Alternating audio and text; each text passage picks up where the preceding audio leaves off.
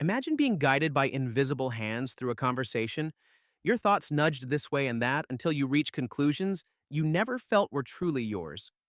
That is the unsettling precision of dark psychology, a set of techniques not rooted in mysticism, but in careful observation of human emotion, cognition, and social dynamics. Today, we explore how these methods work, how they manipulate perception and behavior, and why understanding them is crucial for self protection. The first technique is framing. Framing is simple and pervasive. It shapes how information is presented so that one interpretation feels natural and another feels absurd.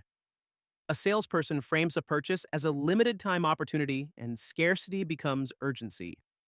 A political strategist frames an opponent's policy as dangerous rather than misguided, and fear eclipses nuance. Framing exploits our tendency to rely on context to assign meaning. Change the frame, and you change the choice. Next comes anchoring, a cognitive shortcut that sets a reference point for all subsequent judgments.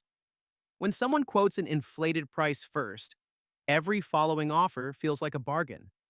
In negotiations, the initial demand often determines the range of acceptable outcomes because people unconsciously compare everything to that starting number.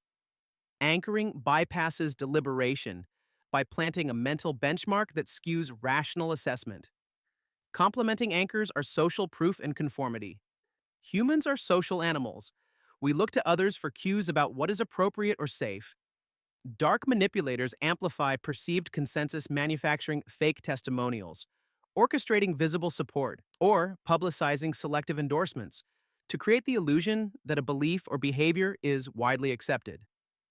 This pressure to conform quiets dissent and fuels bandwagon effects, making people more likely to follow what appears popular. Emotional manipulation is another cornerstone. Emotions are powerful drivers of decision making, often stronger than reason. Techniques like guilt tripping, gaslighting, and playing the victim are designed to provoke emotional reactions that override critical thinking. Gaslighting, in particular, is pernicious. By denying facts, minimizing experiences, or rewriting history, the manipulator undermines a person's trust in their own perception, creating vulnerability and dependence. Reciprocity is a subtler but equally effective tool.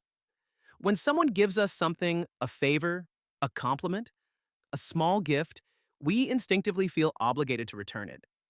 Dark actors weaponize this norm by offering unsolicited kindness or favors to create indebtedness, then leverage that debt to extract compliance. The initial act may seem benign, but it establishes a psychological ledger that can be called in later. Another method is selective disclosure and information control. Manipulators withhold inconvenient facts, cherry pick data, and present partial truths to construct a narrative that supports their aims. This controlled transparency creates the illusion of honesty while steering perception. In an age of information overload, the person who curates the narrative gains disproportionate influence over what others believe and remember. Mirroring and rapport building exploit our innate desire to belong. By mimicking body language, speech patterns, and emotional tone, a manipulator fosters trust and empathy. People are more likely to comply with those they perceive as similar or friendly. When rapport becomes a calculated tool rather than a genuine connection, it becomes a vehicle for persuasion rather than relationship. Finally, confusion and overload serve as disorientation tactics. Presenting too much information, contradictory facts, or chaotic emotional appeals fatigues cognitive resources and diminishes resistance. In that fog, people are more prone to accept simple solutions or authority figures who promise clarity. Recognizing these techniques is not an invitation to paranoia, but a call to awareness. Each method relies on predictable human tendencies, heuristics, social instincts, emotional vulnerabilities, and can be countered by simple strategies. Pause before reacting, seek independent information, consult trusted others, and reflect on your emotional state. Strengthening critical thinking and emotional literacy is the best defense. Dark psychology reveals the architecture of influence, but it also illuminates a more hopeful truth. The same knowledge empowers ethical persuasion, deeper empathy, and better protection of personal autonomy.